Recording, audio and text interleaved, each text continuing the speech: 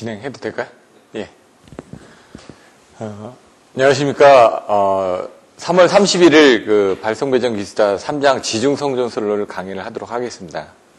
항상 보면은 이렇게 그 디데이를 제가 말씀드리고 있죠. 오늘 이제 디데이는요, 133일입니다.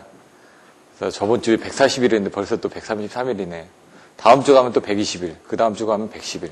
이런 식으로 해가지고 계속 이제 줄어들기 때문에 여러분들이 조금 더, 생각을 하시고, 지금 제가 보기엔 진도가 조금 느려져 있습니다. 사실 처음에 너무 그 많은 부분을 요약을 해드리다 보니까 진도가 좀 느려져 있는데, 좀 빨리빨리 해서 진행을 하도록 하고요. 좀 중요하지 않은 부분들 같은 경우는, 저희들이 조금 스킵을 하면서, 예를 들어 증명 문제 같은 경우는 사실 시험에 잘 안 나올 수도 있거든요. 책에는 있지만. 그래서 그런 것들은 간단하게 내용적인 그 요약이라든가 설명만 해드리고 나머지는 좀 넘어가도록 하겠습니다. 왜냐면 자료들은 제가 계속 메일로 보내드리고 있으니까요. 3장 부분에 대해서 어떻게 이제 그 수업을 하게 될지 한번 적어봤습니다. 그 전에 이제 키워드를 작성했던 거하고 똑같은데요. 여러분들이 이제 시작하시기 전에 한번 이런 내용을 듣고 다시 한번 책을 보시게 되면 아마 좀 더 이해가 편하실 것 같아서 정리를 해봤습니다. 첫 번째 이제 지중성전설로. 저번 주에 배우셨던 이제 가공성전설로하고 이제 비교를 해서 보셔야 됩니다. 저번 주에 4시간 동안 할애를 해가지고 뭐 가공성전설로나 지중성전설로에 사용되고 있는 케이블이라든가 이런 것들에 대해서 비교를 해드렸고요. 오늘은 이제 지중정선로의 개요에서 저번 주에 배웠던 지중선과 가공선에 대한 장단점을 비교를 하게 됩니다. 근데 책에 이제 표로 나와 있기 때문에 그런 부분을 한번 보시면 될 것 같고요. 저번에 봤던 그런 내용들을 좀 상기를 하시면은 그 안에 있는 내용들이 좀 이해가 쉬우실 거라고 생각이 됩니다. 다음에 이제 지중선로 개통 구성, 뭐 유루방수라고 제가 해놨는데 유니식, 루프식, 뭐 방사상식, 수지식 이런 식으로 해가지고 여러분들이 뭐 키워드를 가지고 외우는 방법들. 근데 중요하지는 않습니다. 근데 나중에 이제 그 13장 가서 보시면은 이제 배전선로 쪽에 관리하고 보호하는 쪽 가서 보시면은 이런 전기 방식이라든가 이런 쪽에서 비슷한 내용들이 또 나오니까 그때 좀 참조를 해서 정리를 확실히 해서 그 부분하고 좀 혼돈이 되지 않게끔 그렇게 정리를 하시는 게 나을 것 같습니다. 이제 케이블 종류입니다. 케이블 종류가 이제 지저형 케이블 있고 여기 책에서는 새로운 케이블이라고 나와 있는데 이 지저형 케이블을 또 나눠 놨습니다. 그래서 보시면은 여기는 이제 벨트지, HG, SLG 이런 부분이 순수하게 보면 지저련이고요. OFG, POFG는 이제 유침지가 들어가는 거죠. 그래서 그 기름이 들어가서 절연을 더 강화가 돼 있는데 여기는 압력이 안 걸려 있고요.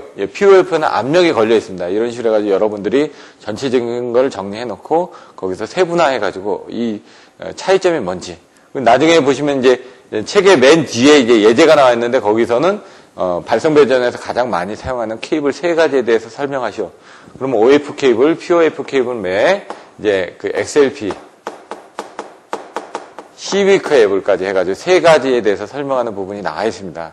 그래서 이런 것들도 25점짜리 문제로 나와 있기 때문에 여러분들이 이런 부분을 같이 정리를 해가지고 그런 문제에 대해서도 대응을 하실 때 이런 부분이 있는데 그 중에서 이 3가지를 가장 많이 쓰인다 해가지고 이렇게 정리를 해가지고 나가시는 게 좀 더 답안 작성에 도움이 될 것 같습니다.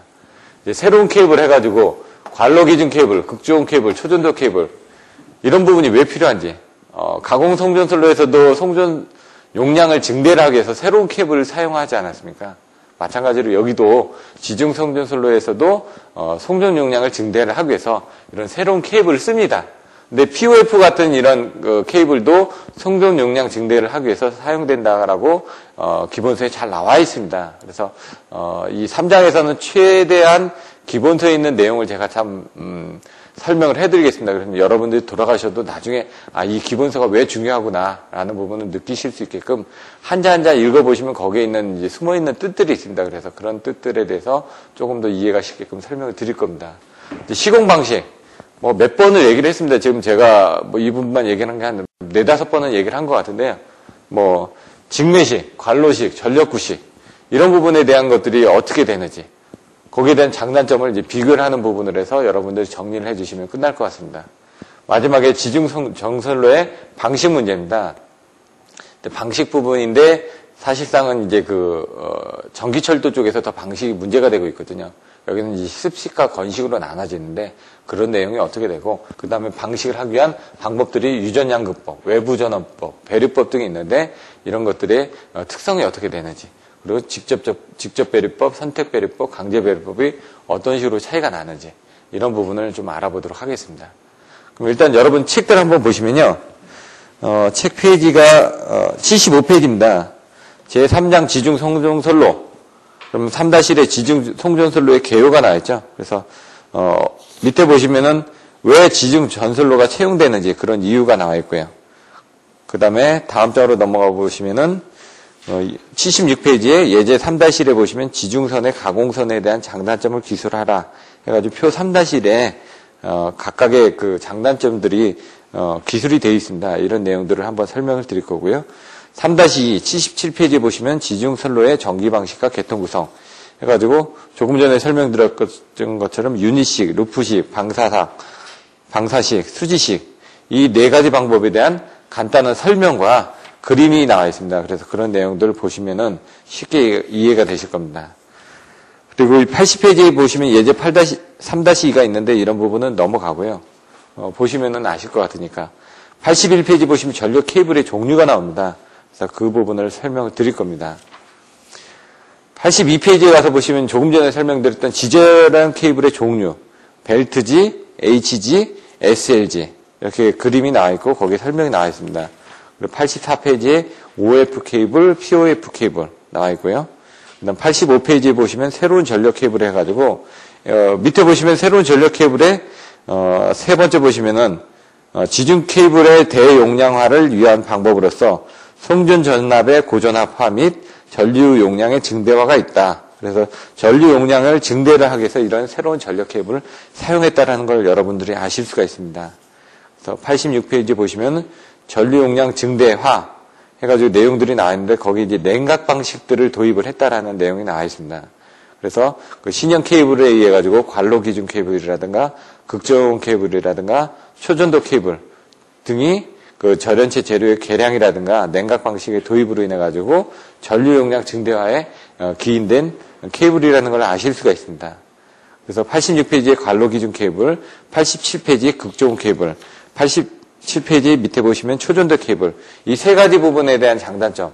그래서 여기에 있는 기본서에 있는 내용들을 여러분들이 좀 숙지해서 정독을 한번 해 두시고 나서 제가 보내드렸던 서브노트에서 정리된 자료하고 한번 비교를 해보시면 도움이 될 것 같습니다.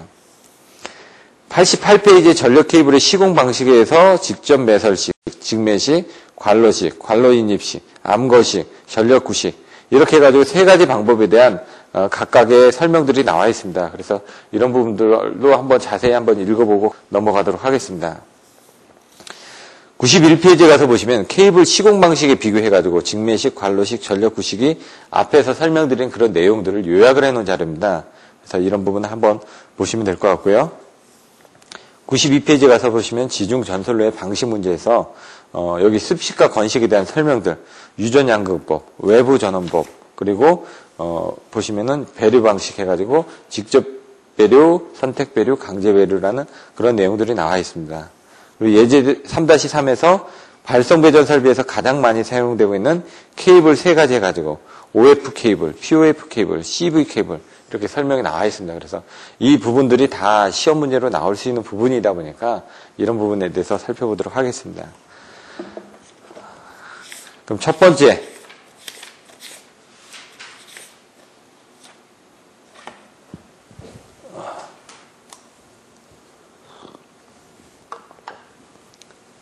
시험 빈도는 좀 작지만은 그래도 이제 책이 나와 있다 보니까 3-1 지중 송전선로의 개요.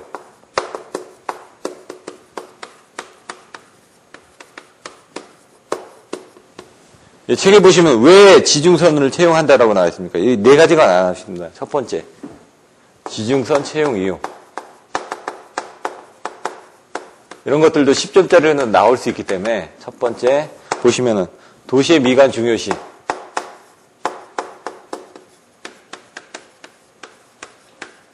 두 번째,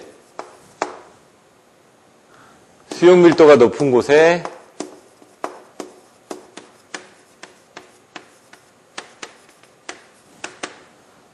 공급 시.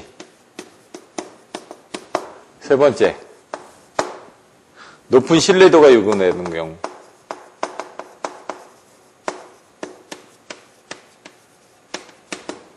네 번째, 보안상의 조건으로 가공 송전술로 설치 불가시. 이런 식으로 해가지고 여러분들이 책에 나와 있는 부분을 정리를 해주시면 될 것 같습니다. 근데 지중 전선로가 이렇게 채용되는 이유가 이렇게 나와 있다고 하지만은 실질적으로는 여기서 보시는 가장 중요한 이제 높은 신뢰도라든가 이런 부분 때문에 사용하는 거죠. 물론 이제 여러분들 보시면 사대문 안이라든가 이렇게 강남 지역 같은 데 보시면 옛날에 있던 전주들을 철거하고 그다음에 지중으로 케이블을 포설을 하고 있습니다. 그런 경우에는 이제 도시의 미관을 중요시하는 경우. 옛날에 방배동 카페골목 같은 데도 가서 보시면은 그런 부분이 다 정리가 됐습니다. 그래서 옛날에 있던 전봇대 같은 건 지금은 다 없어지고요. 다 지중으로 깔끔하게 정리가 됐습니다. 그런 경우는 이제 도시의 미관 중요시고 나머지 수용 밀도가 높은 곳. 가공선로가 이제 가다 보면은 어차피 철탑이 가야 되는데 철탑이 이렇게 그 도심지 내에 이렇게 갈 수가 없지 않습니까? 전선 같은 데도 물려줄 수 있는 부분이 한계가 있다 보니까 그래서 땅으로 해가지고 케이블들을 다량으로 포설을 하고자 하는 경우. 그 다음에 신뢰도 부분. 가공선로 같은 경우는 여러분들이 아시는 것처럼 외부에 외래가 쳐가지고 번개라든가 이런 부분에 대해서 정전이 일어날 수도 있고요. 아니면 수목에 접촉에 의해 가지고 순간 전압가가 생길 수도 있고요. 이런 부분들이 있기 때문에 지중선로를 사용한다라고 되어 있고요. 그 다음에 보안상의 조건으로 가공선로를 설치를 할 수 없는 경우. 이렇게 나와 있습니다. 76페이지 보시면 이제 그 해저 케이블을 사용했던 그런 사례들이 나와 있습니다. 그래서 지금 이제 두 번째 진도에서 제주까지 해저 케이블을 포설을 하고 있지 않습니까? 저번 시간에 이제 어떤 식으로 포설을 하는지 제가 저번 주에 이제 강원도에 출장을 가서 동해 쪽에 가서 보니까 LS에서 그 해저 케이블을 만들고 있는 그 공장 근처로 출장을 갔었습니다. 바로 그 옆에 있기 때문에 그 전에 보여드렸던 것처럼 해저 케이블을 만들어 가지고 배로 실을 수 있게끔 바로 근접해 있습니다. 그런 내용들을 기억하고 계셨다가 나중에 이런 그 해저 케이블에 관련된 내용들이 나오면 그런 그림을 그리고 그다음에 그때 보셨던 그림 내에 포설하는 조건이라든가 이런 내용들에 대해서 써주시면 도움이 될 것 같습니다. 예제 3-1 보시면은 지중선에 가공선에 대한 장단점, 비교 이런 부분들이 있습니다. 어떤 부분에 대해서 비교를 했나요? 여기 보시면 개통 구성 어떻게 구성이 되어 있는지. 왜냐면 가공선의 구성 부분하고 지중선의 구성 부분들이 또 틀려집니다. 나중에 여러분들이 12장에 가서 보시면 고압 부분에 대한 구성하고 저압 부분에 대한 배정 개통 구성이 또 틀려집니다. 그래서 여러분들이 이제 그런 식으로 해가지고 같이 정리를 해서 보시면은 나중에 도움이 될 것 같습니다. 공급 능력 잠깐 적어볼까요? 개통 구성과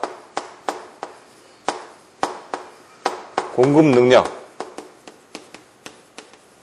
공급 능력에 대해서는 다해선이 가능한지, 아니면 가공선로 같은 경우는 다해선이 불가능하지 않습니까? 보시면 철탑 하나에다가 선로를 보내주는 부분이 제가 6회선까지는 봤는데 거의 많아야 2회선 내지 4회선이 주로 사용을 하고 있습니다. 그래서 여기 보시면 동일 리트의 4회선 이상이 곤란하기 때문에 공급 능력에 한계가 있다.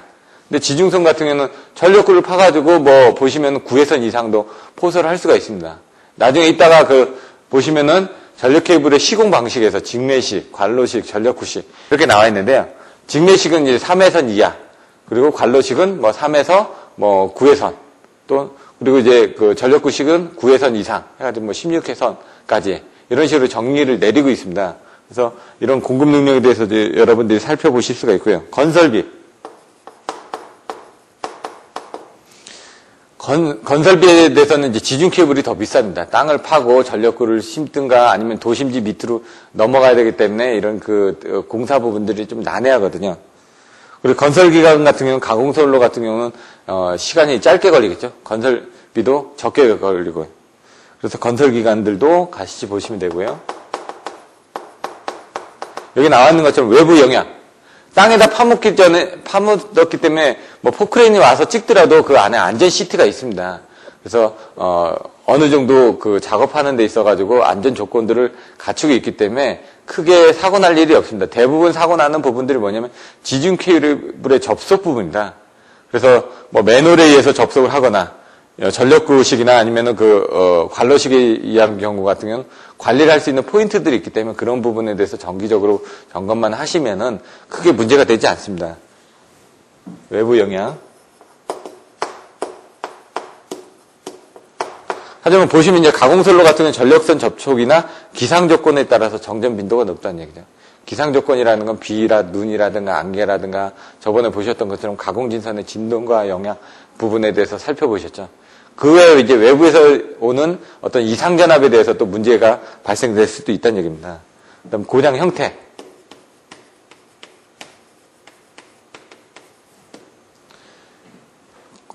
지중 전선로 같은 경우는 한번 사고가 나면 영구 사고입니다. 왜냐하면 접속부에서 이제 사고가 나기 때문에. 하지만 가공 전선로는 여기 보시는 것처럼 수목 접촉 중에 의한 순간 사고들도 많이 발생을 합니다. 그래서 재폐로를 하실 때 가공선 같은 경우는 재폐로가 가능합니다. 근데 지중선 같은 경우는 거의 재폐로를 하지 않습니다. 그래서 한전 같은 경우는 가공선과 이제 지중선이 합해져 있는 경우 지중선의 용량이 뭐 30%를 넘어가는 경우는 재폐로를 하지 않는다. 라는 이런 식으로 공급 운영 방안 등에 대한 것들이 나와 있습니다. 고장 복구. 가공선 같은 건 말씀드렸던 것처럼 재폐로 기능이 해가지고 순차적으로 복구를 할 수가 있는데 지중선은 영구 사고가 거의 대부분입니다. 가공선은 이제 수목에 의한 접촉 사고 등에 의해서 순간적인 사고들이 발생을 하지만 지중선은 순간 사고가 없다 보니까 복구하는데도 상당한 시간이 많이 걸립니다. 옛날에 여의도에 이제 통신선 쪽에 이제 케이블이 발화가 돼가지고 그때도 이제 복구하는데 많이 힘들었죠. 왜냐면 케이블을 다 빼놔야 되니까 하나가 타게 되면은 그 옆에 그을음으로 인해가지고 케이블이 하나 불이 붙으면은 나머지 쪽으로 다 불이 전도가 됩니다. 그리고 옛날에 저쪽 강북 쪽에 전력구 쪽에 3, 4호 전력구 쪽에 한번 화재가 일어나가지고 그런 부분에도 복구를 하는데 좀 애를 먹은 적이 있습니다. 그리고 그런 쪽 같은 경우는 이제 케이블이 일반 CV 케이블만 있는 게 아니라 POF 케이블 또는 OF 케이블들이 있다 보니까 오일들도 온도가 한 250도 이상이 올라가게 되면 불이 붙습니다. 그렇기 때문에 이제 더 위험한 부분이 생깁니다. 예를 들어 여러분들이 알고 계신 식용유 같은 경우 요리를 하다가 애들이 가끔 이제 불이 나면은 이제 물을 부어서 꺼야 된다고 생각을 합니다. 근데 이제 보시면 이제 소방학적으로 보면 ABC 해가지고 종류들이 있습니다. 그래서 물과 전기는 서로 섞일 수가 없지 않습니까? 그러니까 예를 들어 프라이팬에 지금 식용유에 불이 붙었다는 얘기죠. 애들이 물을 끓여주면 어떻게 되냐면 물 위에 기름이 뜨기 때문에 화재가 다른 데로 전도가 돼버립니다. 그래서 그런 경우에는 대처하는 방법들이 틀린데 그런 것들도 혹시 집에 가서 애들한테 또 한 번 정도는 얘기를 해주시면 또 도움이 될 것 같습니다. 복구. 그다음 유지보수. 유지보수에는 뭐라고 되어 있냐면 설비의 단순 고도화로 보수 업무가 비교적 적다. 지중전선로 같은 경우. 왜냐면 중간에 맨홀이라든가 이런 부분만 점검을 하면 되니까요. 하지만 가공전선로는 설비가 다 노출이 돼 있다 보니까 선로를 쫓아서 다 보고 다녀야 됩니다. 예를 들어 철탑마다 까치집을 졌는지 아니면 송전선로 쪽에 이도가 좀 많이 늘어났다든가 아니면 눈이 오거나 그러면 어느 쪽에 이렇게 착빙이 많이 됐다든가 이런 부분을 전부 다 점검을 하러 다녀야 되는데 그런 부분이 또 가공전선로가 지나가는 구간들이 평지만 지나다니는 부분이 아니다 보니까 점검하기에 좀 애로점이 많이 있습니다. 그다음 유도장애.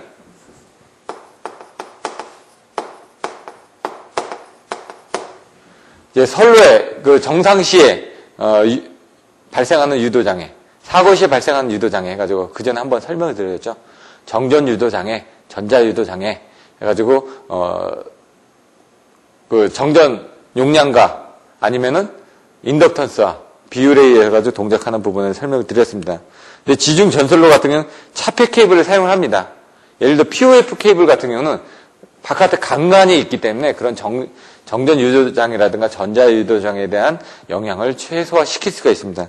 하지만 가공전선로 같은 경우는 외피가 없고 그다음에 어떤 부분이 문제가 되기 때문에 가공지선을 통해서 뭐 전자유도 장애를 경감을 한다든가, 그래서 전력선과 통신선 측에 대한 대책으로 뭐 가공지선을 설치한다든가 이런 내용들이 뒤에서 또 나옵니다.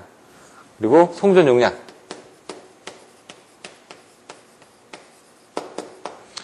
송전 용량을 올려주는 부분이 전압을 올려주면 송전 용량을 올려줄 수 있다라고 저번 주에 설명을 드렸습니다. 근데 여기 보시면은 발생열의 구조적 냉각 장애를 가지고 가공전선에 비해서 낮다라고 되어 있습니다. 송전 용량이. 오히려 이제 송전 용량은 같은 스퀘어를 비교했을 때 이겁니다. 전체적으로 보시면 송전선로가 송전 용량에 대해서는 케이블을 더 설치를 많이 한다든가 이런 설치 조건이 더 원활하기 때문에 송전 용량을 많이 보내줄 수 있지만은 여기서는 같은 비율로 뭐 480스퀘어면 480스퀘어에 대한 지중 송전선로하고 가공 송전선로를 비교했을 때 가공 송전선로 같은 경우는 저렴 부분이 외피가 없다 보니까 그 온도 냉각이 훨씬 더 편합니다. 더 쉽게 되기 때문에 송전 용량이 더 높은 편이라고 나와 있습니다. 그래서 그런 부분을 살펴보시면 되고요. 안전도도 보시면 충전부의 절연으로 안전성을 확보하고 있다. 아까처럼 지중 케이블은 다 절연이 돼 있는데 가공 케이블은 절연이 안 돼 있다 보니까 그런 부분이 이격거리를 어느 정도 확보를 하게끔 돼 있습니다. 설비 보안. 보시면 이제 지하 시설로 돼 있죠. 땅속에 파묻혀 있으니까 어느 정도 보완이 된다는 얘기인데 가공전선로는 지상에 노출이 돼 있습니다. 그래서 보완이 힘들다는 얘기고요. 환경미화, 그 다음에 신규 수용 이미지 이런 부분을 살펴보시면 될 것 같습니다. 여러분들 여기 나와 있는 것처럼 장단점을 비교하실 때 이런 내용들이 어떤 그림이라든가 이런 부분을 보고 생각이 나오시면은 이런 부분을 설명하실 수가 있습니다. 그래서 그런 부분을 한 번쯤 정리를 해서 표로 한번 만들어보는 연습을 한번 해보시면 도움이 될 것 같습니다. 3-2 지중 전선로의 전기 방식과 개통 구성.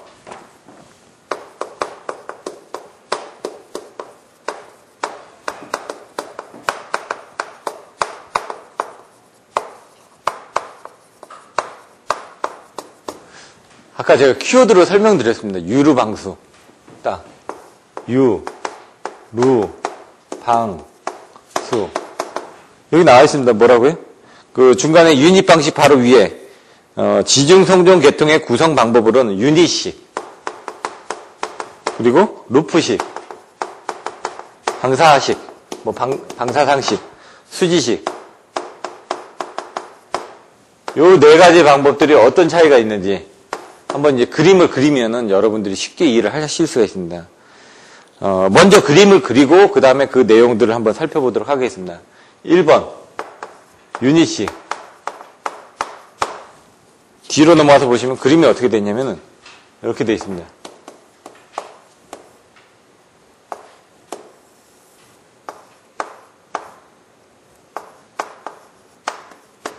여기 보시면 이게 변압기고요. 여기 변전선 모선에 대한 차단기입니다. 근데 보통 변압기 1차 측에다가 어떤 차단기를 설치를 하는데 여기 차단기가 없습니다. 이게 키포인트라는 얘기죠. 여러분들이 나중에 그림을 그리실 때도. 2번. 일단 그림을 가지고 보고 나중에 비교 설명을 해드리겠습니다. 루프식. 말 그대로 루프처럼 이렇게 돼 있다는 얘기예요. 여기 차단기 돼 있고, 차단기 돼 있고, 여기 차단기 돼 있고, 차단기 돼 있고, 차단기 돼 있고,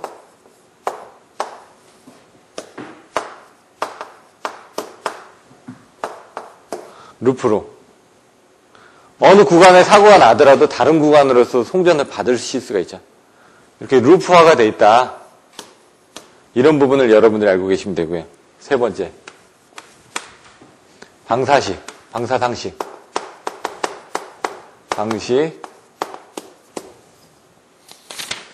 그림 보시면은 이게 가장 많이 사용하는 부분이라고 되어 있습니다. 여기 보시면 하나에 나가서 하나가 연결되어 있고, 하나에 나가서 하나가 연결되어 있고, 또 하나에 나가서 하나가 연결되어 있고.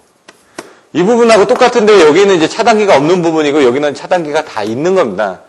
개별로 다 설치를 하다 보니까 여기 같은 경우는 중간에 이제 다 이런 부분을 줄이다 보니 경제적이 되는데 사고가 났을 때는 여기 부분을 차단은 못하고 여기서 차단을 해야 되는 그런 부분들이 있는데 얘 같은 경우는 여기서 사고 나면 여기 차단되고 여기서 사고 나면 여기 차단되고 이런 식으로 구간을 분리를 할 수 있다 보니까 가격이 좀 늘어나고 그 다음에 이 부분을 다 개별로 다 수용가 하나당 다 다이렉트로 하나씩 연결해 주는 겁니다.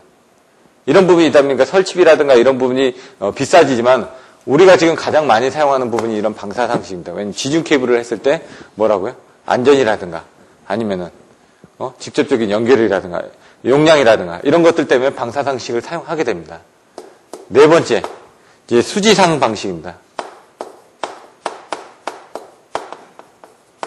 여러분들이 보실 때 유닛식하고 방사상식을 이렇게 같이 비교를 해서 보시면 되고요. 루프식하고 수지상 방식을 같이 이렇게 비교를 해서 보시면 됩니다. 여기 같은 경우는 지금 루프식으로 해가지고 다 개별적으로 이렇게 돼 있는데 얘는 그게 아니라 수지상이니까 나뭇가지처럼 그냥 중간중간 점퍼를 해가지고 막 따가지고 하는 겁니다. 이 그림처럼 보시면은, 한 개 선로가 있는데, 가다가 중간에 하나 따가지고, 여기서 하나 쓰고, 여기서 또 중간에 하나 따가지고 쓰고, 가다가 이쪽에서 또 중간에 하나 가지고 쓰고, 여기서 가다가 이렇게 쓰고, 이런 식으로 보시면은, 여기서 사고 나면은, 얘 죽고, 얘 죽고, 얘 죽고, 얘 죽고, 다 죽죠? 이런 식으로 이제 중간에 선로 사고에 대해서 이렇게 사고 범위가 확대되는 이런 부분이 발생한다는 얘기입니다. 이렇게 네 가지 부분에 대해서 같이 비교를 하실 때도 얘하고 얘 차이점, 얘하고 얘 차이점이 있는데 요걸 한번 읽어보도록 하겠습니다. 내용을 보시면은 자 페이지 77페이지 보시면은 유닛 방식은 그림에 나타난 바와 같이 변압기의 고압측의 차단기 모선을 생략. 여기를 생략. 뭐라고요?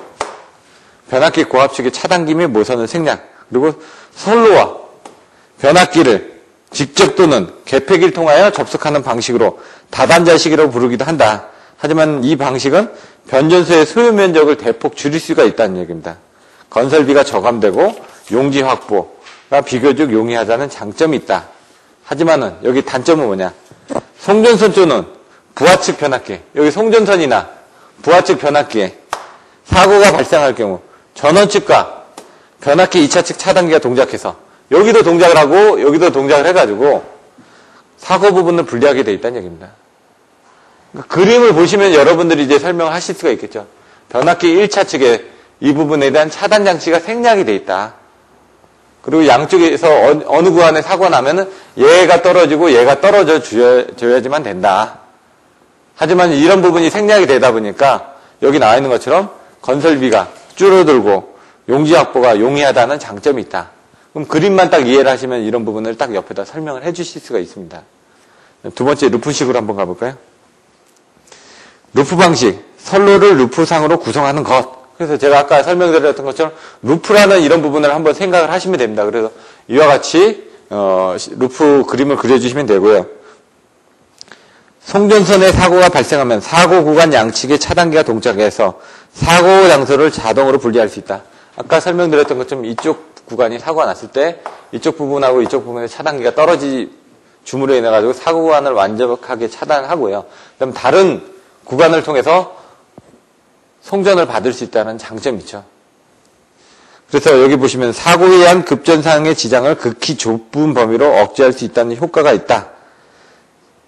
뭐 설비의 합리화를 기할 수 있다. 뭐 보시면은 서울 시내 중심부에 22kV 케이블로 본격적인 환상 계통을 구성해서 좋은 운전 실적을 올리고 있다. 이렇게 나와 있습니다. 세 번째, 방사상 방식.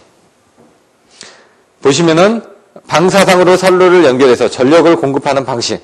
방사상이니까 제가 유닉식하고 비교를 해가지고 똑같이 그림을 그리시면 되는데 여기 같은 경우는 차단기를 다 그려달라고 말씀을 드렸습니다. 보시면은 지중선로의 경과지가 각각 별도로 되기 때문에 왜냐면 각각 선로 부분을 다 다이렉트로 간다는 얘기입니다. 그러다 보니까 공사비가 비싸게 될 뿐만 아니라 운영과 보수 면에서 어려운 점이 많다. 하지만 고전압 지중 송전 계통에서 중요한 기본 형식으로 되어 있다. 그래서 가장 많은 부분을 우리나라에서는 이런 방사상 방식을 지중 케이블에서 많이 적용을 하고 있다는 얘기입니다. 수지상 방식. 부하 분포에 따라 분기선을 연결, 인출하는 방법으로서 선로 및 개폐기 등의 설비비가 적게 드나 사고 시 정전 범위가 넓어진다는 등 운용상의 결점이 있다. 아까 말씀드렸던 것처럼 이런 식으로 이제 나뭇가지식으로 가면서 막 다 따다 쓰다 보니까 이 구간 사고 시에는 정전 구간이 넓어지는 이런 단점이 있다는 얘기가 있습니다. 그리고 보시면 부하의 증대에 따라 연결된 분기선이 늘어나서 개통은 점점 복잡해지고 보호 방식도 복잡해지기 때문에 현재는 별로 사용되지 않는다. 그래서 이제 별로 사용되지 않는다라는 부분을 알고 계시면 될 것 같고요. 이렇게 해서 보시면은 간단하지만은 지금까지 설명드렸던 게 뭐 지중선 채용 이유라든가 지중선과 가공선에 대한 장단점 비교, 그리고 지중선로의 개통 구성 방식, 이런 부분에 대해서 설명을 드렸습니다. 이런 부분은 좀 시험 빈도가 약합니다. 하지만 여러분들이 10점짜리로 나올 수가 있기 때문에 이런 부분도 무시하실 수는 없고요. 그 다음 전력 케이블의 종류에 대해서 살펴보도록 하겠습니다.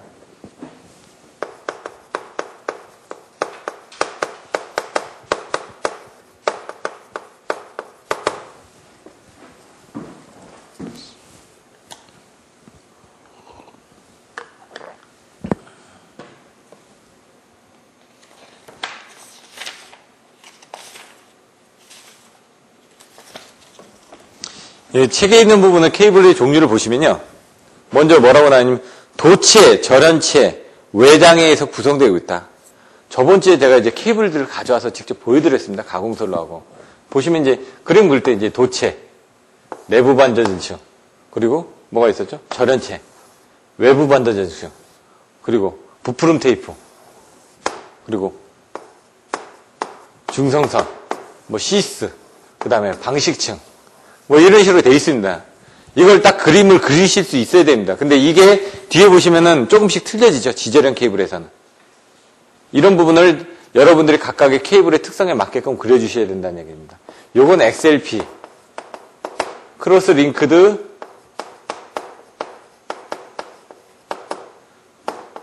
폴리에틸렌, 비닐 시스 케이블, 뭐 이런 식으로 해가지고 그때 나왔다는 이런 용어들을 가지고 또 써주실 수 있어야 되고요. 나중에 FR, CNCU, 다시 W, 워터 프루프 해가지고 물이 들어갈 수 없게끔 만드는, 파이어 리던던트 해가지고 방화형이죠. 물도 안 들어가고 불에도 강한 이런 케이블들을 22900 케이블을 사용을 하고 있습니다. 그럼 여기 같은 경우는 CV 케이블이나 FR 케이블 같은 거 보시면요. 보통 100스퀘어다. 그럼 여기는 중성선의 면적들은 한 33% 정도 됩니다. 여기 34스퀘어를 씁니다. 옛날에 여러분들이 쓰셨던 38스퀘어 같은 경우 중성선이 14스퀘어고 60스퀘어고 중성선이 22스퀘어입니다. 요거에서 한 30%씩 되죠. 요거에 한 30%씩. 이렇게 된다라는 걸 아실 수가 있습니다. 요게 하는 역할은 지락사고 시. 직접 지니까 지락사고가 났을 때 지락전류 충분히 흘려주려면은, 이런 중성선이 어느 정도 면적이 되는 케이블을 써줘야지만 됩니다. 그래서 그런 내용들도 여러분들이 참고적으로 알고 계시면 되고요. 그 다음에 이 케이블에 대한 종류 부분에 대해서 다시 한번 정리를 하면요. 도체, 절연체, 외장으로 구성이 됐다. 구성에 대한 종류들은. 근데 여기는 또 어떤 것들이 있느냐? 뭐 단선과 연선이 있는데, 뭐 구조에 따라서 단선, 연선, 여기 심선의 수에 따라서 단심, 2심, 3심 이런 식으로 딱딱 정리를 해서 여러분들이 써주시는 역할을 하셔야죠. 여기 이제 도체 부분에 대한 이런 부분이 나왔죠. 도체에 대한 구성에 대해서. 이제 절연체에 대한 부분. 절연체는 어떻게 됐죠? 종류가? 절연지. 종이란 얘기입니다. 고무. CV 같은, 여기서 보여드렸던 CV 같은 케이블들. 그 다음 플라스틱. 컴파운드. 그리고 절연유. 여러분들이 조금 이따 배우게 될 이제 지절연 케이블 안에 고무로도 절연이 돼 있고 절연지로도 절연이 돼 있고 이 절연유로도 절연이 돼 있습니다. 그래서 처음에 설명드렸던 것처럼 뭐 여기 나와 있는 벨트지라든가 HG, SLG 같은 경우는 이런 그 종이로 절연지로 이제 절연이 돼 있는데 OF 케이블이나 POF 케이블 같은 경우는 이런 절연유로 절연이 돼 있습니다. 밑에 보시면 외장에 대한 종류. 뭐 연피, 강대, 강선, 알루미늄피, 주투 이런 부분들이 있습니다. 바깥을 보호하기 위해서 싸져 있는 부분들. 이렇게 해가지고 여러분들이 처음에 보실 때 도치의 절연체 외장으로 되어 있고 도치에 대해서는 단선, 연선, 구조에 따라서 나눠져 있고 심선에 따라서 단심, 이심, 삼심으로 나눠져 있고 절연체에 대해서는 절연지하고 고무하고 그다음 절연유 등이 나와 있고 외장 부분이 뭐가 있다. 외장에는 여기 나와 있는 것처럼 연피라든가 강대, 강선 이런 등이 있다. 이런 식으로 여러분들이 정리를 해주고 넘어가셔야 됩니다. 그러면 이런 것들로 이제 분류된 것들이 어떤 케이블들이 나와 있는지 살펴보도록 하겠습니다.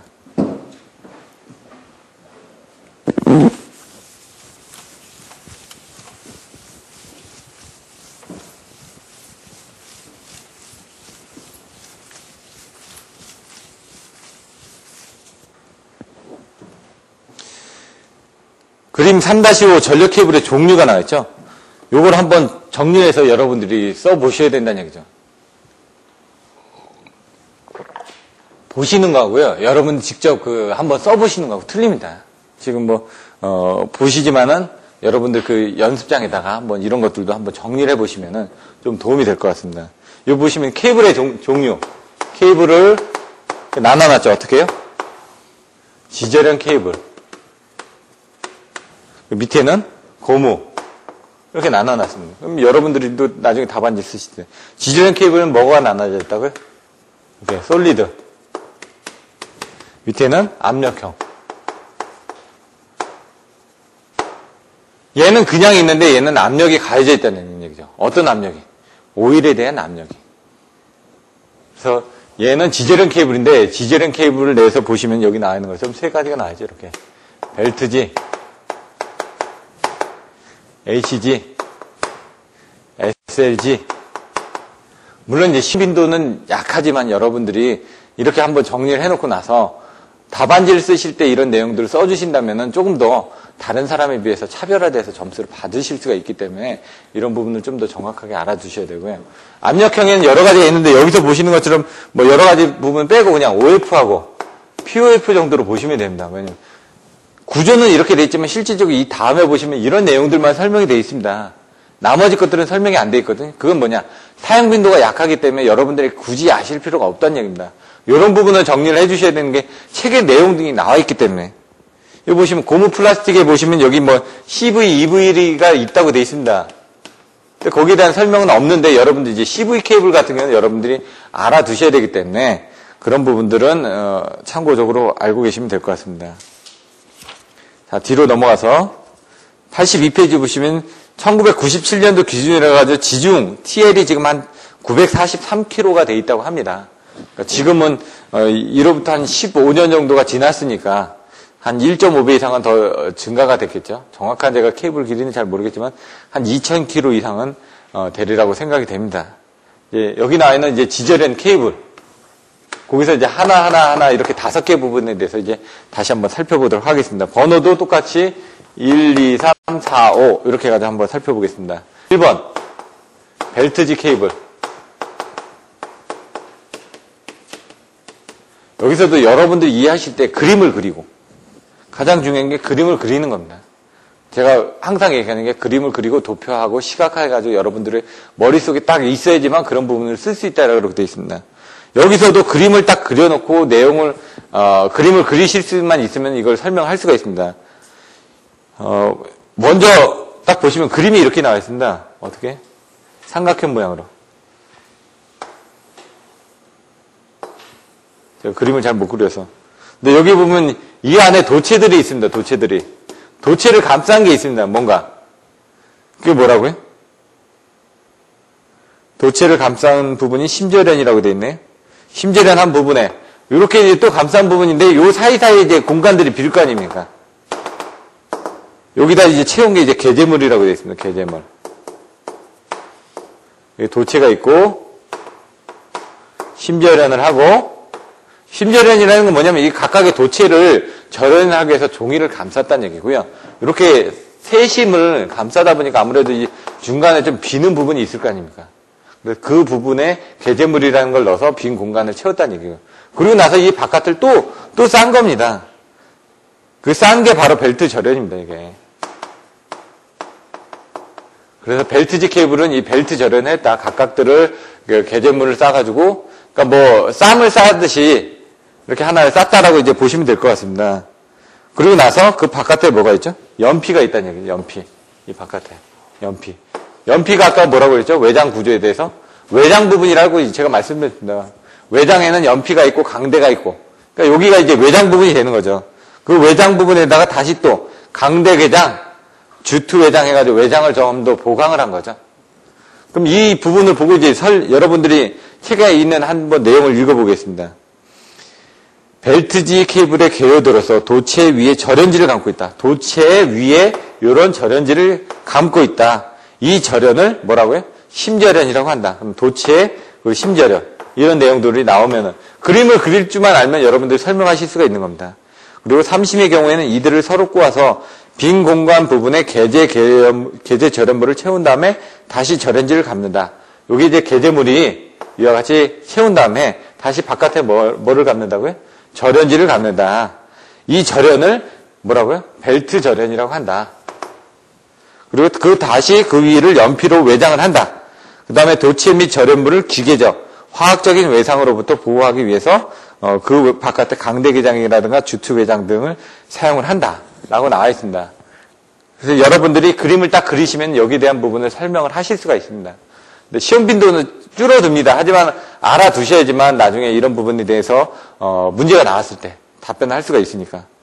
여기 보시면 바깥 지름이 작아서 구조가 간단하고 경제적이긴 하지만 구조상 절연 매력이 낮다 이거죠. 왜냐면 이런 부분들이 이제 모여 있고 중간에 이런 부분들이 왜냐면 절연이 되어 있는 부분들이 이런 거밖에 없지 않습니까? 간단하게. 근데 그 전에 CV 케이블 같은 거 보면 절연이 어떻게 되어 있죠? 바깥으로 가면서 여러 번 다 균일하게 절연이 되어 있지 않습니까? 그래서 뒤쪽으로 가면 갈수록 균일하게 되어 있는 부분들이 훨씬 더 절연이 좋더라. 얘는 이제 동그랗게 안 되어 있지 않습니까?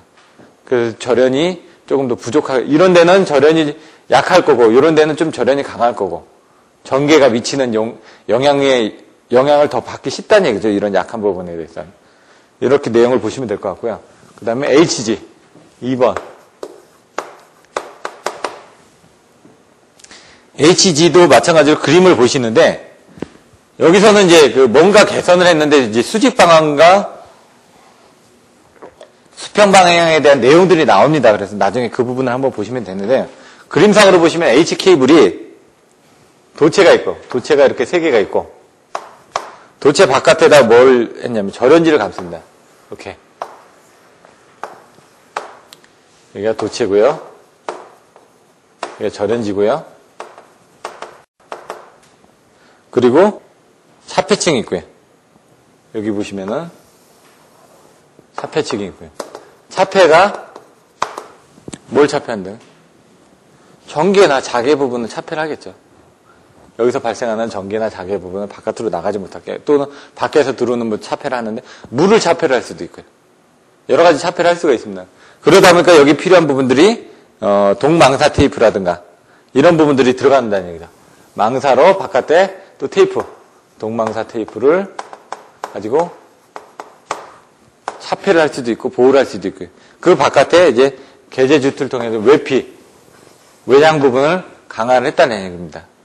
근데 여기서 이제 특성이 있습니다. 특성을 딱 보시면은 절연층은 HG에 보시면은 그 82페이지 밑에 보시면 절연층은 그 표면에 수직으로 가해지는 이런 수직으로 가해지는 전기에 강해서는 절연 내력이 크지만 그 면에 접한 이런 식으로 이제 요 면에 접한 이런 쪽으로 이렇게 옆으로 가게 되는 접선 방향에 대해서는 약하기 때문에 이것이 원인이 되어 절연층에 열화를 가져온다는 얘기죠. 공을 가지고 있을 때 이렇게 다 정확하게 수직으로 닿는 면적에 대해서는 얘가 어느 정도 탄성을 가지고 있다는 얘기입니다. 견딜 수 있게끔. 근데 그 옆면으로 이렇게 치게 되면은 이런 부분은 약하다는 얘기죠. 여기 HG 케이블은 이거를 강화를 한 겁니다. 접선 방향에서도 들어오는 이런 에너지에 대해서 절연층의 열화를 방지하기 위해서 쓴 게 H 케이블이다. 그러니까 키포인트는 수직 방향에 대해서는 다들 강한데 이 수평 방향에 대해서는 약하다. 그래서 이 수평 방향에 대해서는 약한 이런 부분을 강화한 게 바로 HG 케이블이다. 이 내용만 써주시면 됩니다. 그리고 여기 보시면은 마찬가지로 벨트지 케이블에 절연물을 없애고, 벨트 절연물을 없애고, 이런 벨트 절연물을 없애고, 각 도체를 심절연한 후, 어떻게 해요? 여기는 이제 벨트 절연하기 위해서는 중간에 개제물 같은 걸 넣었었는데, 개제물을 하고 바깥에 절연을 한 게 벨트 절연인데, 여기는 벨트 절연을 없앴다고 했으니까, 개제물이 없을 테고 벨트 절연이 없겠죠. 그리고 나서 이제 심절연을 했다는 얘기입니다. 심절연은 각각을 절연을 했다라는 거죠. 심별로 절연을 했다. 그리고 나서 그 위에 금속 화성지 또는 동테이프를 감은 다음 삼심을 꾸모아서 다시 이것을 외장한 거다. 여기 부분을 이제 다 감아가지고 바깥에 여기 나와 있는 것처럼 금속 화성지 또는 동망사 테이프를 통해서 이걸 다 감아 놓고 삼심을 꼬아가지고 이걸 외장을 한 것이다. 여기서 보시면은 접선 방향에 대해서 절연을 강화했다라는 게 이 HG의 가장 키포인트입니다. 세 번째, SLG. 여기 보시면은 그림보다는 먼저 이거 설명을 한번 드리겠습니다. 여기서는 도체를 유침지로 절연한 다음에 앞에가 좀 틀린 게 뭐죠? 다른 것들은 그냥 절연지였습니다. 근데 여기는 유침지입니다. 유침지.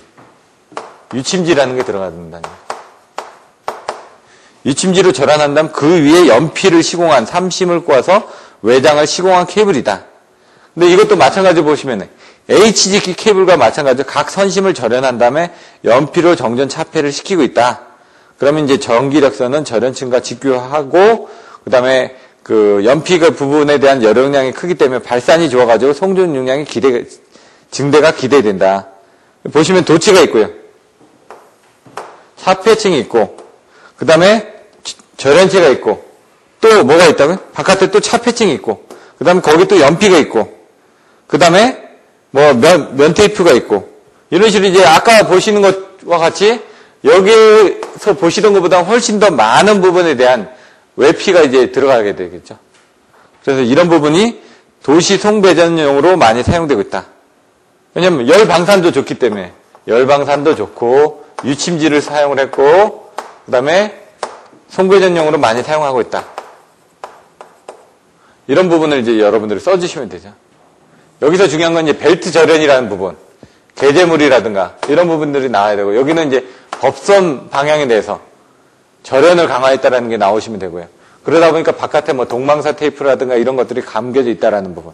여기는 유침지를 사용해가지고 열 방산이 좋고 뭐 송배전 방식에서 많이 사용한다라는 이런 그 키포인트 부분만 여러분들이 써주시면은 어느 정도 이해하는 데 도움이 될 것 같습니다. 네 번째, OF 케이블. OF 케이블이나 POF 케이블은 이제 기름이 들어갑니다. 이제 기름이. 근데 그 기름을 압력을 아까 보시면 여기서 압력형 케이블이라고 그랬죠. 압력을 가는 겁니다. 근데 OF 케이블은 이제 자연 압력이고요. 대기 압력에 대한. 그리고 POF 케이블은 어떤 외장 압력이라는 얘기죠. 어느 정도 압력을 가하게 된다는 얘기입니다. 예를 들어 OF 케이블을 보시면요. 뭐 설명을 한번 들어보시면 84페이지에 개제 주투부의 개방형의 기름 통로가 설치되어 케이블 축과 직각 방향에 기름이 출입해서 절연층 내에 유압이 항상 걸리게 돼 있다. 이렇게 되어 있습니다. 이 특징을 한번 적어볼까요? 특징. 케이블의 특징. 여기 보시면 직각 방향으로 이제 기름이 출입한다는 거. 직각 방향 기름 출입. 이런 내용을 써주시면 되고요. 여기 보시면은 절연유 1번. 절연유 충전 후 공급이 발생하지 않음.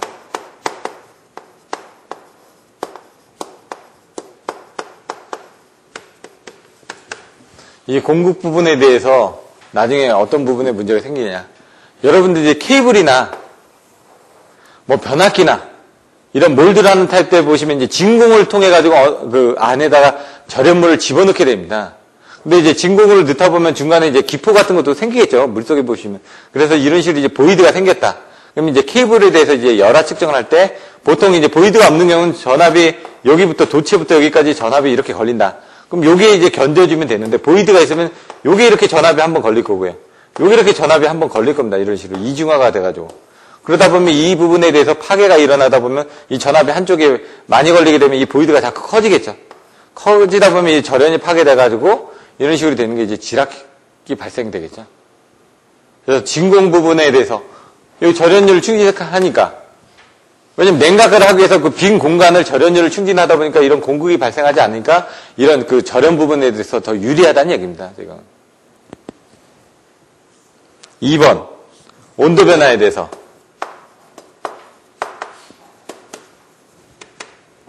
팽창 수축을 한다 이거죠. 팽창할 때는 어떻게 되죠? 열을 받으면 팽창하겠죠. 추우면 이제 수축하겠죠. 그러니까 여러분들이 이제 기름을 넣을 때도 이제 겨울에 가서 아침에 기름 넣으면 기름이 조금 더 들어간다고 합니다. 사실상 얼마나 더 들어가는지 모르겠지만 그만큼 기름도 이제 수축을 하기 때문에 실질적으로 더 많이 들어갈 수 있다는 얘기입니다. 근데 이 부분을 뭐를 부설된 기름 탱크에서 흡수한다고 되어 있습니다. 이거 PT라고 되어 있습니다. PT.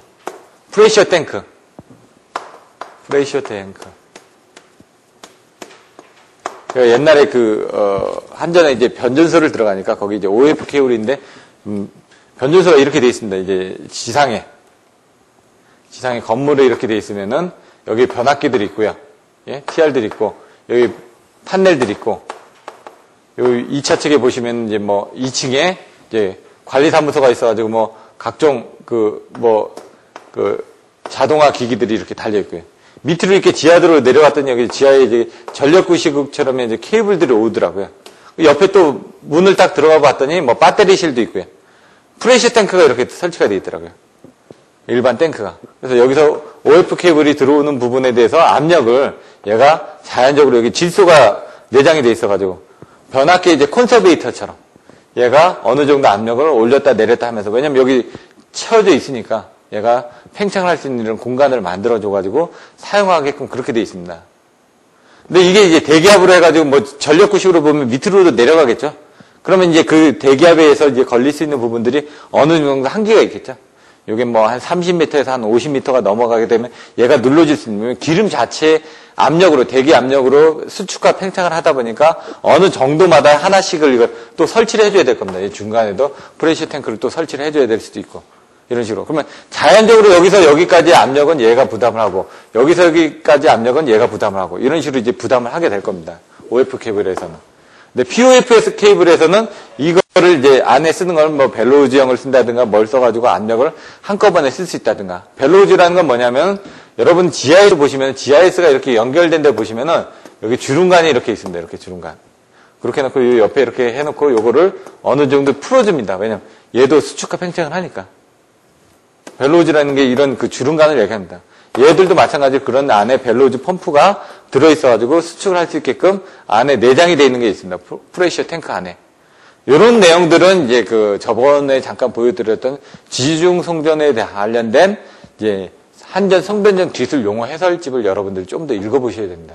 그래야지 이런 내용들이 좀 이해가 되십니다. 그래서 기본서에는 없지만 여러분들이 이런 내용들을 한번 보시면은 도움이 되기 때문에 설명을 드렸고요. 세 번째, 외계 침입이 방지되는 구조다 이거죠. 그리고 네 번째, 절연체의 두께를 얇게 할 수 있다. 왜? 절연유가 있기 때문에. 다섯 번째, 사용 온도가 높아서 송전 용량이 증대된다. 왜냐하면 송전 용량이 증대되는 게 OF 케이블이나 파이프형 케이블을 사용한다는 게 마찬가지로 아까처럼 기름이 들어가서 더 냉각을 해줄 수가 있기 때문에.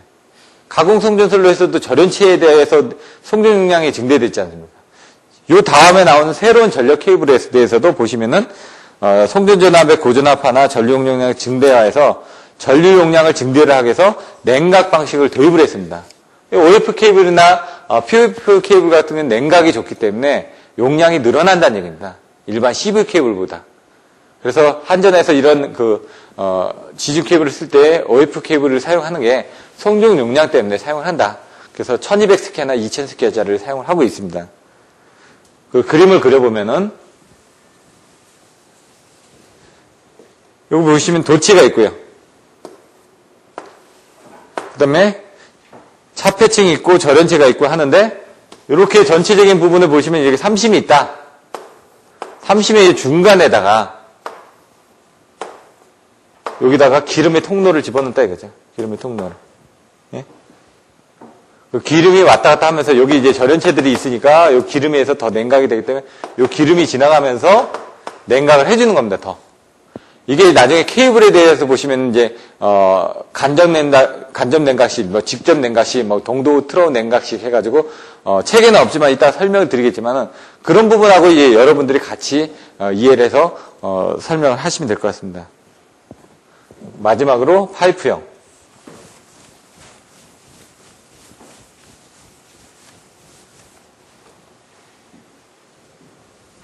다섯 번째 파이프형. 이 파이프형에서 보시면 가스를 충진한 파이프형 가스 케이블 두 종류가 나와 있다는 얘기입니다. 파이프형에서는 PGF라고 해가지고 가스가 들어간 파이프형이 있고요. POF라고 해가지고 오일이 파이프인데 오일이 필드됐다. 파이프 여기 나와 있는 거죠. 파이프, 오일, 필드. 오일로 채워져 있는 파이프다 이거죠. 가스로 채워져 있는 파이프다 이거죠. 가스 충진 파이프. 이건 오일 충진 파이프 해가지고 오일로 냉각을 했다는 얘기고요. 가스로 냉각했다는 얘기입니다. 가스로 냉각한 게 이제 요 다음에 새로운 전력 케이블에서 보시면은 관로 기준 케이블. 관로 기준 케이블은 무슨 가스로 내장이 되어 있죠? 뒤에 한번 보십시오. 무슨 가스로 내장이 되어 있나? 86페이지.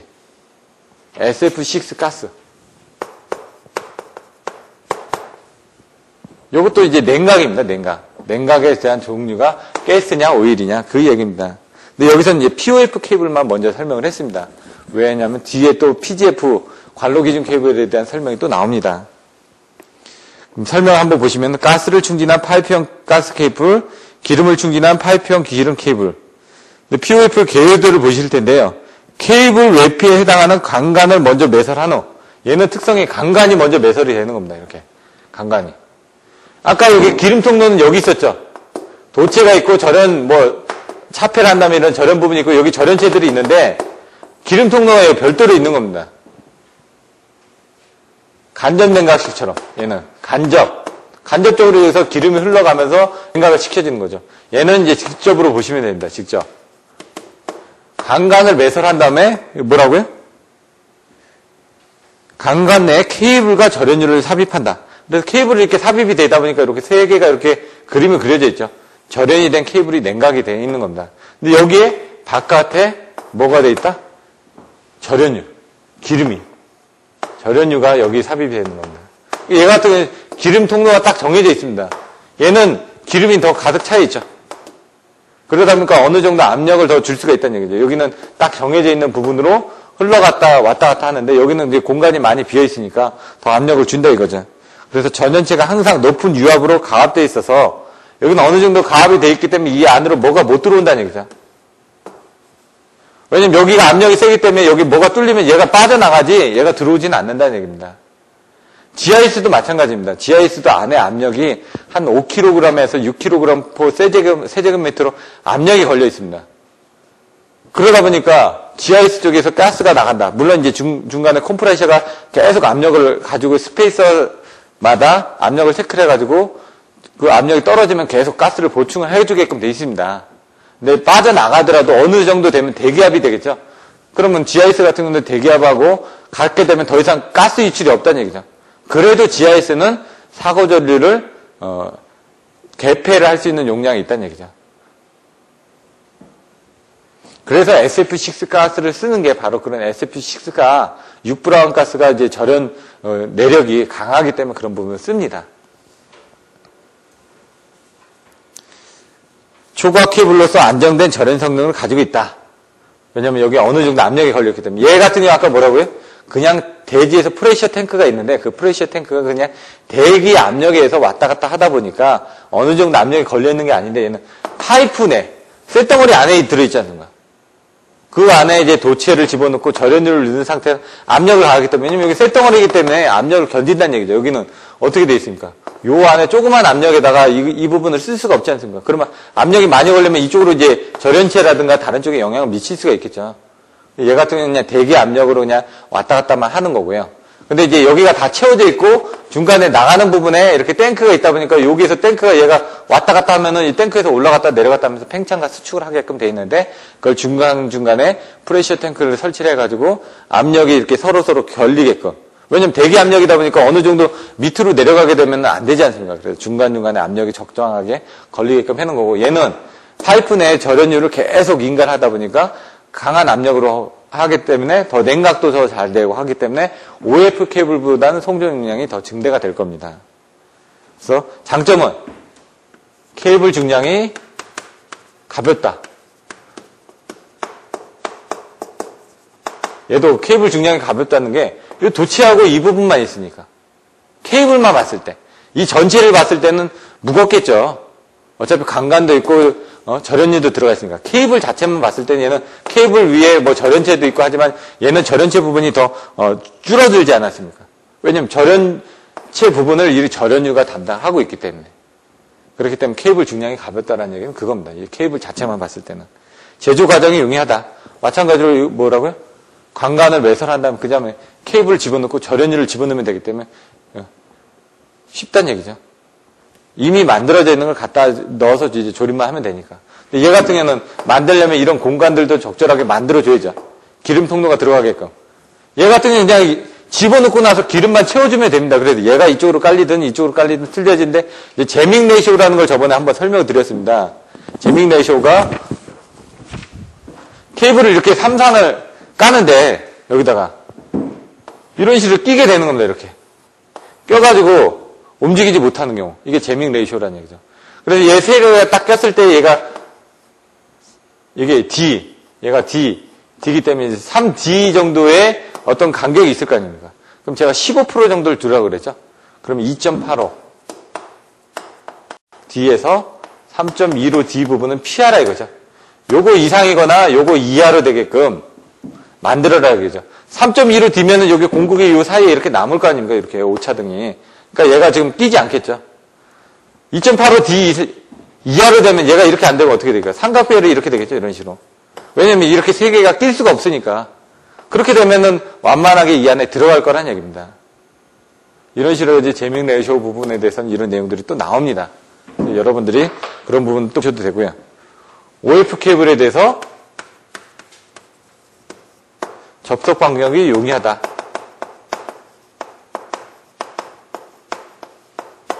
왜요? 케이블만 한번 깔아놓고 나서 절연유만 집어넣으면 되니까. 얘 같은 경우는 중간에 이 부분 다 맞춰줘야죠. 구멍은 구멍끼리 다. 얘는 그럴 필요가 없으니까 용이하다는 얘기죠. 기계적 강도가 크다.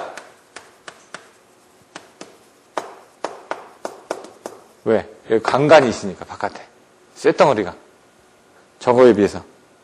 저기는 외장 부분이 방식층으로 돼 있는데 그러니까 방식층 부분이 고무라든가 이런 식으로 비니실스라든가 이런 식으로 돼 있는데 얘는 강간으로 돼 있기 때문에. 그리고 여기 보시면 강간에 의한 사폐 역학.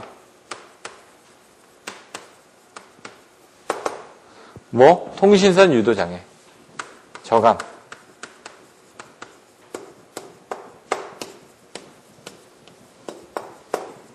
6장에 보시면 중성선 접지 방식과 유도장애가 나오죠. 그때 이제 정전유도장애, 전자유도장애, 고조파 유도장애에서 정전유도장애에 대한 문제점, 그 전자유도장애에 대한 문제점, 그리고 전자유도장애에 대한 대책에서 전력선축하고 통신선축에 대한 대책들을 할 때 어떤 부분을 설치를 했죠? 가공지선을 설치한다든가 여러 가지 통신선축에 외륜선압을 설치한다든가 이런 부분에 대한 것들이 설치가 됐었습니다. 마찬가지로 얘도 바깥에 차폐가 돼 있으니까 도체의 전류가 흐르면서 생기는 이런 자기장들이 바깥으로 나가지 않는 부분이 생긴다는 얘기죠. 강간이 하는 역할이 이 부분을 기계적으로 보호하는 부분도 있지만은 차폐를 해주는 부분도 있죠. 이 차폐를 해주기 위해서 어떻게 하죠? 여기다 중성선에 잔류전압이 생기니까 여기다 접지를 하지 않았습니까? 외피에다가. 외표에다 접지를 하지 않아가지고 그 외표를 접지하는 방식에 따라서 한쪽에만 접지를 하느냐, 편단 접지, 양쪽에 접지를 하느냐, 양단 접지, 크로스 본드 접지. 왜냐면 크로스 해가지고 그 정전 용량을 균일하게 해주기 위해서 RST, STR, 뭐 TSR 이런 식으로 해가지고 세심을 꽉 가면서 이제 크로스로 해가지고 본딩을 한 그런 크로스 본딩 접지도 있고요. 이번에 나왔던 교락 접지, 교락 비접지 이런 식으로 아니면은 케이블에 대한 보호 방식으로 해가지고 케이블의 커버를 보호하기 위한 CCPU, 케이블 커버 프로텍팅 유닛 같은. 그리고 저연통 보호 장치도 저번에 보여드렸죠. 이렇게 보시면 접속하면 이렇게 두꺼워지지 않습니까? 케이블이 이렇게 가다 보면 저련체 부분이 이렇게 두꺼워지죠. 왜? 이거 저번에 이제 케이블 접속하는 부분에 대해서 설명을 드렸죠. 방식층을 꿰가지고 이제 도체 부분을 본딩한 다음에 외부 반도전층이라든가 내부 반도전층 이렇게 케이블을 부풀어 올리다 보니까 이런 부분이 올라왔지 않습니까? 이렇게. 오른 다음에 이 부분을 보호하기 위해서 저련통을 보호하기 위해서 여기다 보호장치도 또 별도로 달았었죠. 그게 바로 이제 피레기 같은 역할을 한다는 얘기죠. 그것들을 이제 어떻게 묶었느냐에 따라서 접지 방식들이 틀려진다는 얘기입니다. 그런 내용들이 나와 있고요. 밑에 보시면은 절연율을 대량으로 필요로 한다. 왜? 이 공간을, 여기는 이제 아까처럼 이 공간이 작다 보니까 절연율을 조금만 넣어도 되는데, 여기는 공간이 크다 보니까 절연율을 많이 넣어줘야 되겠죠. 그리고 특수한 급유 설비를 따로 설치하지 않으면 안 된다는 결점이 있다. 아까처럼 얘는 PT 부분을 그냥 중간중간 설치를 해주면 되는데 얘는 압력을 가해줘야 되니까. 특수한 급유 설비. 압력을 가해가지고 또 이 기름이 또 많이 들어가다 보니까 또 누유가 되면 얘가 단점은 뭐냐면 기름이 이 간간이 부서져가지고 기름이 빠져나간다. 그러면은 계속 기름을 공급을 해줘야 되겠죠. 기름이 없다 그러면 어떻게 될까요? 절연이 나빠지니까 그때는 문제가 되겠죠. 그리고 보시면은 특히 케이블 내에 채워진 절연율을 순환시킴으로써 케이블의 온도를 쉽게 제어할 수 있고 강제 냉각 장치를 설치함으로써 송전 용량을 증대시킬 수 있다는 장점이 있다. 그래서 66에서 500kV급 케이블로서 많이 사용을 한다. 그래서 OF 케이블이나 POF 케이블 같은 경우는 1호사나 3, 4호 케이블의 지중선로에서 많이 사용을 하고 있다는 얘기입니다.